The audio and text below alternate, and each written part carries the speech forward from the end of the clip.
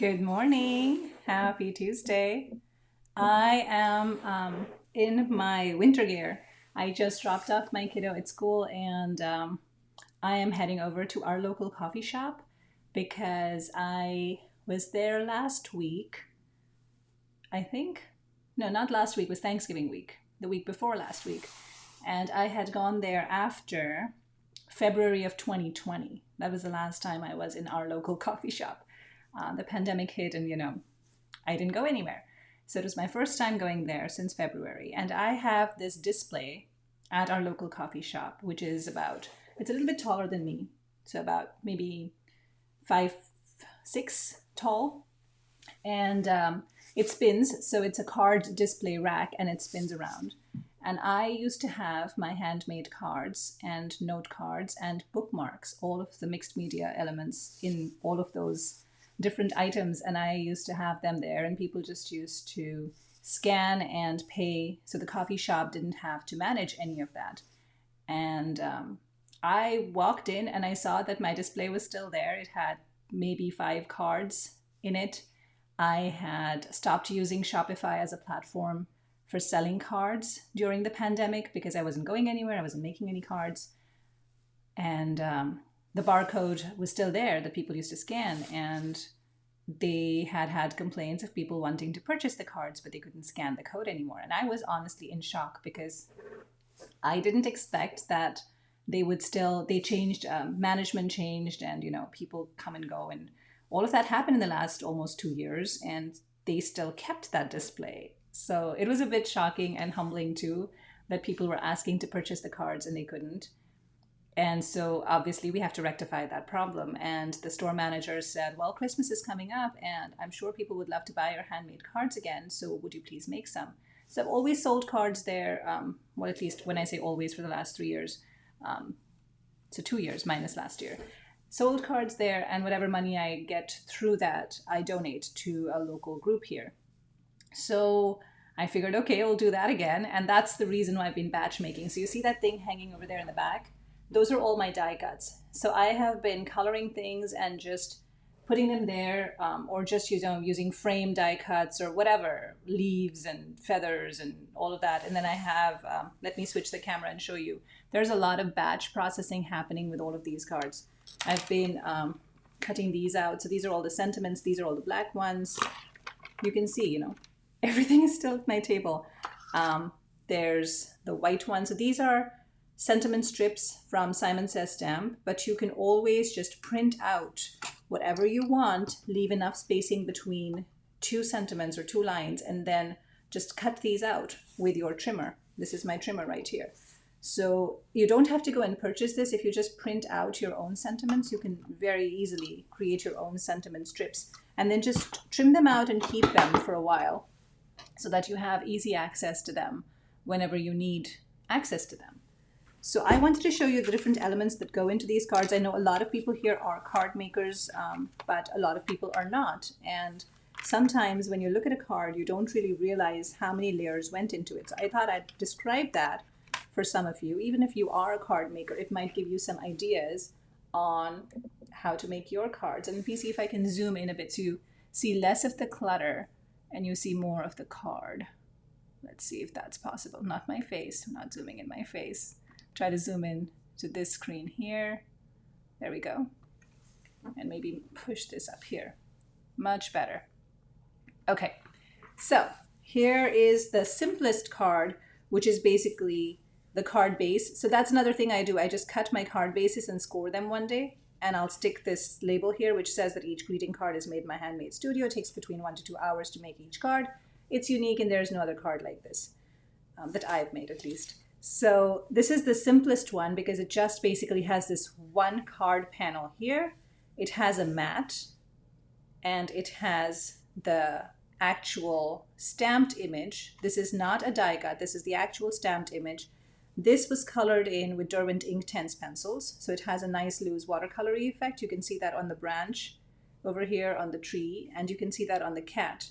So this is not a lot of work because all it is coloring in with a pencil and then taking a water brush and spreading that pigment around, which makes watercoloring a breeze. And then everything here, you see this over here and you see the branches. I'm not sure if the light is going to catch the shine, but this is all the Sakura glitter pens. So it has, and you can see the gold kind of showing through over here in that pot. So there's glaze pens. If I tilt it just right, you might be able to see it captured. So you can see all the glitter here. This is all glitter. So this is all Sakura pens, and it's really easy because you take a gel pen and you just basically color with the gel pen. So it's really fast. It comes together really fast. And then here's the little mouse, also colored with a Derwent Inktense pencil.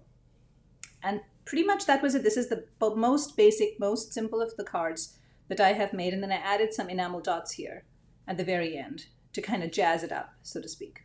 And then it comes with an envelope. So this is one of my simplest cards, single panel, and just with a mat and done. Okay. Next card is also very, very simple. So this one is a cover plate die. Happy holidays to you and yours. This is from Hero Arts. And the background here is actually a sweater knit. I don't know if you can see the texture. It's a sweater knit embossing folder. And I think it's from Sizzix. So just use a panel. I just had some cardstock paper in light blue and I did embossing on that. So that gave the texture of that sweater in the back. And then I adhered this die cut. This actually, the green is wallpaper. So it's, you know, you can use fabric too. You can use faux leather. You can use whatever you want. So it was just a die cut using wallpaper. So it has a nice texture to it. Let me bring it up close so you can see it. It has this nice canvasy kind of texture to it that contrasts with the texture of the sweater embossing. And then I had these two little critters from Colorado Craft Company, another stamp, and die cut those, colored with, again, Derwent Inktense pencils and the Sakura glitter pens for their hat and their scarf, and then just die cut. This was one of the sentiment strips that I had cut from Simon Says stamp. And then here, this one has a shine to it, which I'm trying to look where my shimmer pen is. So this is the pen that I use, the Spectrum Noir Sparkle pen. And I just used that to add shimmer after the fact to the sweater. So there's, you know, a festive look to this. So it kind of shines, but it's not in your face. And then I added a little embellishment on top. So this was also a very easy card that came together. And when I say easy, so, you know, you'll see YouTube videos of people saying 5-minute cards. The reality of it is nothing is a 5-minute card. It will take more than 5 minutes if you're starting from scratch, because you do need to cut your paper. You do need to score your paper. So you need to have a card-based panel. That takes about 2 minutes. Then you need to figure out what you're doing on top. And even if you're a very, very fast colorist, it will still take you some time. Then you have to put on a sentiment. So if you have all those elements already done, it's going to be a quick card. It is going to be a 5-minute card. This can come in that category of a 5-minute card if you already have your card base ready, if you already have your die cut panel ready, if you already have colored images and you're just sticking things together and adding embellishments. But, you know, just being real here, it takes time to make these cards. So if you're doing batch, if you're making a lot of cards, I would highly recommend doing batch processing like I did, where I just sat down and stamped all the images one day, then I colored all the images a couple of days later, over a couple of days, then I die cut all the images one day, did my scoring and cutting of the cards one day. So just batch processing. I love this one. This has a lot of shimmer in the sleigh, which I don't know if you'll be able to see, but I'll try to bring it up close so you can. This is just a very, very sparkly sleigh, but also very subtle, not in your face sparkle. But this is again colored with Derwent Inktense pencils, and then I added snow with a white pen, and then added some elements, the enamel dots over here too, for some added texture for the snow. And this also came together very easily. The snow, the shadow you see here has been done with a silver pen. Oh, there, I just saw the shimmer over there in the gold. I just love that. It's just such a subtle thing, but when it catches the light just right, it adds something special to that sleigh. So this one, again, the same format as the kitty one on the Christmas tree. Have a card panel, then have a mat, then have your actual panel on which you stamp and color, and then just adhere the sentiment on top. The sentiment is adhered using foam, so it's a little bit raised. You can see over there, it's a little bit raised than your card panel. So this card took a while to color. I'm not gonna lie about it. This took over an hour and a half to color because this had some details, and I'm not still very comfortable holding a brush, and I was using a water brush to move the color pencil pigment around. This is one of the quickest cards I have made. This was just a breeze. And the reason for that is this is not my original watercolor painting. I could have used an original watercolor painting of mine, but I had this printed paper lying around that I have never used, and so I just adhered that as a panel. And I used this cardstock here, which has a bit of a sheen to it, as my mat. So I have the mat, which is very, very subtle border, very, very thin border here. Then I added that printed stock paper. And this die cut, it's an embossed die cut from Tim Holtz, big snowflake. It also comes with a small snowflake right here. So you emboss and cut at the same time, two of these. And then I just added the sentiments. This was one of the quickest cards I've made. And I did add sparkle to it using that same pen, the Spectrum Noir sparkle pen. Another one of those quick cards, if you have all the elements in place already. So this one is a die cut in the background. So it's all just white on white. Then this is from Colorado Craft Company. This is from Tim Holtz. The snarky cats come with these birds. And I combined those two because it just felt like this. It needed some color. When I had just the bunny there, it felt too white and black. And yes, snowy, but it needed some color to make it a bit more festive. So I added the little bird there. And the bird also has glitter pen work on it. So it's been colored with the Sakura glitter pens, and the eye, the yellow eye, is with a glaze pen. So it is a bit raised. It has that effect. And the bunny again with the Derwent Inktense pencils, and pretty straightforward. And then I added some snow here at the bottom. And then this one was a background, again, background paper from gel plate printing. You can use all your background papers from gel plate printing and just adhere die cuts and images on those. So this is again from Colorado Craft Company. Very, very simple to color a snowman because you're just using a bit of gray from your Inktense pencils or Copic markers if you have those, and use those. And just add some shine with a gold pen on the snow person's scarf. Just done. And then you add some mixed media element in the form of the enamel dots here. So, and then I think I spend more time designing composing how the card should be than the actual making of the elements. It's really like this sentiment. I spent so much time figuring out what sentiment I wanted to use, what the length of the sentiment should be, the width of the sentiment should be, where it should be placed, just circling that around. And that takes a while to figure out. So designing the card for me is what takes most time. This little cutie here, so this has 3 layers, and these are all. So this red paper is pre-embossed from Michaels. The cream paper is also pre-embossed. So this was a paper pad, a Christmas paper pad that I got from Michaels maybe 3 or 4 years ago. And I use it every year for my Christmas cards because it has snowflakes, it has the reindeers, it has Santa, it has a sleigh, it has different things, and it has birch trees, all embossed paper in different colors, red, white, cream, gray. So it's easy to use those as background panels. So this one has 2 mats over here. You can see the red and the cream. And I think you might be able to see the embossing. So the cream one has snowflakes on it. The red one, I believe, had sleighs on it, but that got entirely covered because it's being used as a mat. And then this little cutie here was colored with Derwent Inktense pencils and the Sakura pens. So you can see how the shine, the glitter in these, it's very subtle, it's not a lot. And then here I had this ribbon.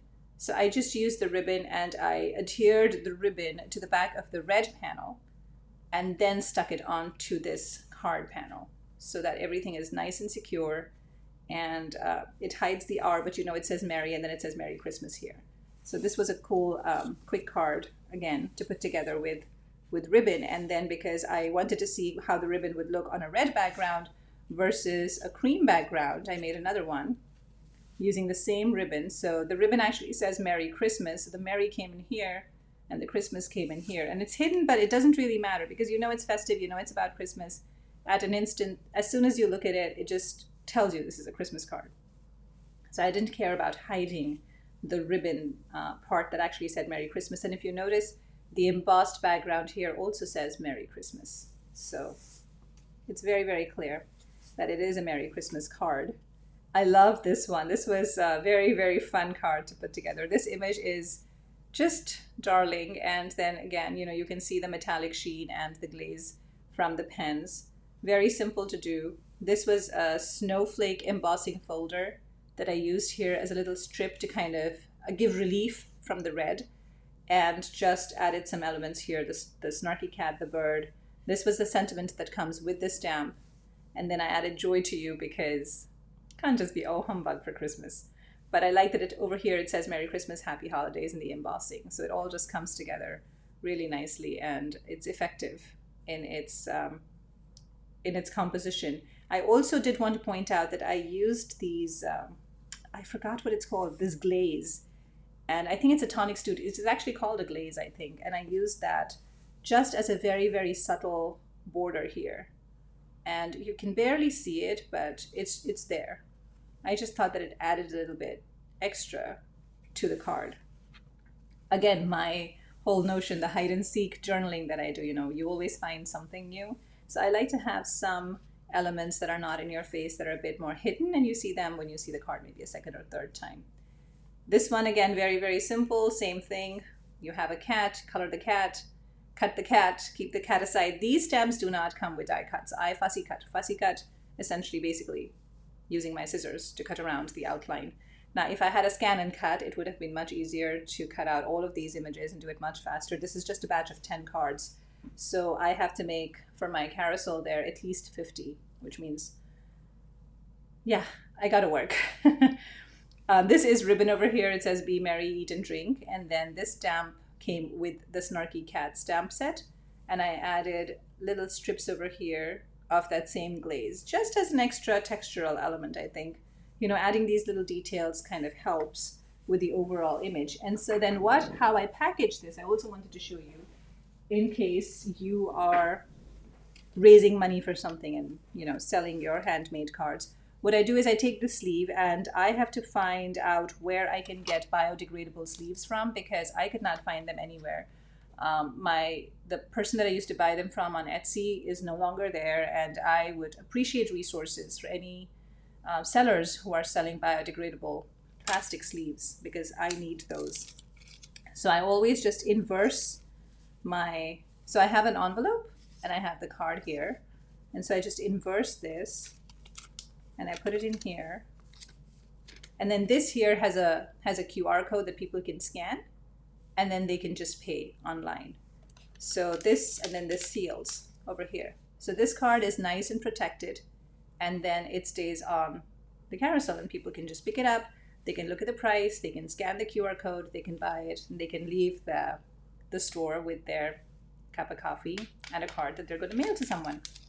So yeah, so that's what I've been working on, and I wanted to share because I know a lot of people were curious about the process, and you all had said such nice things on the little video that I had shared when I had just finished the cards. But a couple of you had messaged me privately and asked what the stamps were, what I used, and I thought it's much easier to share in a video and do a show and tell than to list out everything in writing. Also, you can't really see the different elements and the sheen, and the glitter and the subtle stuff in photographs quite as well. So I thought I'd do this.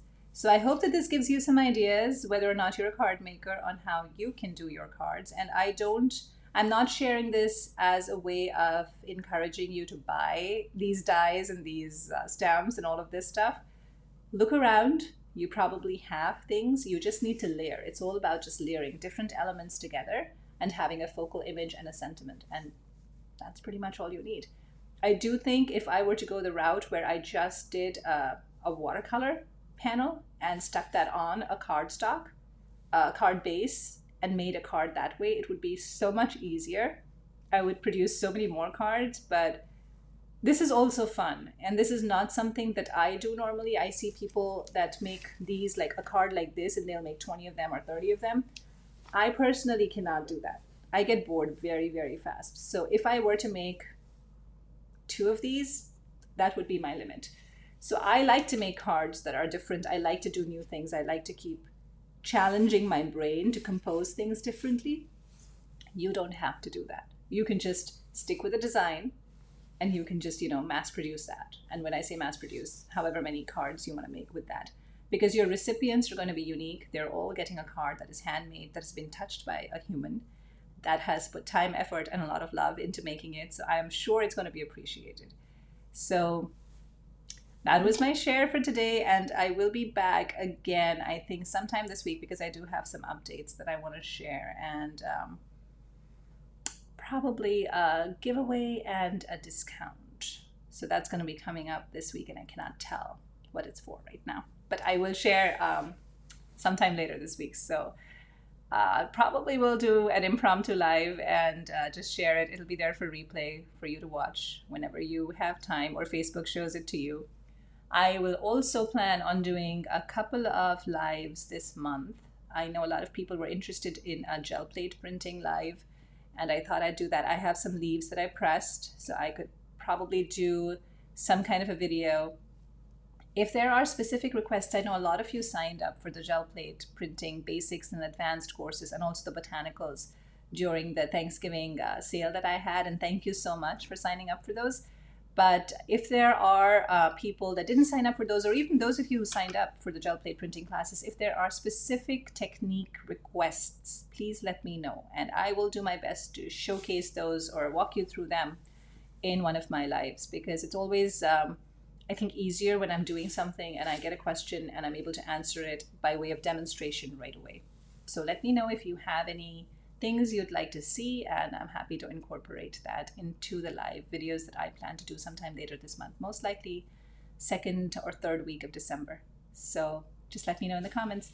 And thank you so much for watching this. I know this wasn't very interesting, but I did want to walk you through the different layers that go into making one card. It is very unlike mass-producing prints of cards. Handmade anything, I think, is so much more appreciated, but I don't think people quite understand. I know you all do, but I don't think people quite, the normal general population, quite understands how much time and effort goes into making a card.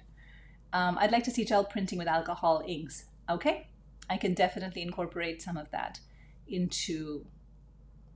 I have actually videos of gel plate printing with alcohol inks that I can also link, that you can see on YouTube, but I can incorporate that in my live, because the thing with alcohol inks on a gel plate is that you have to let them dry, and that means having patience, which is not a strong suit with me. So what one needs to do with alcohol ink on a gel plate is to basically use two gel plates, and while one is drying, continue working on the other one. Otherwise, you're going to mess up the first one. So that's it kind of becomes tricky in a live, but I'll do that. And I'll also direct you to alcohol ink on the gel plate videos on my YouTube playlist as well. So yes, keep the comments coming. Let me know what you would like to see in a live as far as gel plate printing goes. I'll make sure to note down the ideas and incorporate those techniques that you're asking for in the live. That I will schedule that live. It's not going to be an unscheduled live, so you'll have advance notice of when that's going to happen, because I need to figure that out. All right, well, have a great rest of your week. It's almost the end of November. It is the end of November. Tomorrow is the first day of December. Oh my goodness, this year's just flown by. Okay, well, have a great last day of November, and I will see you around soon. Thank you so much.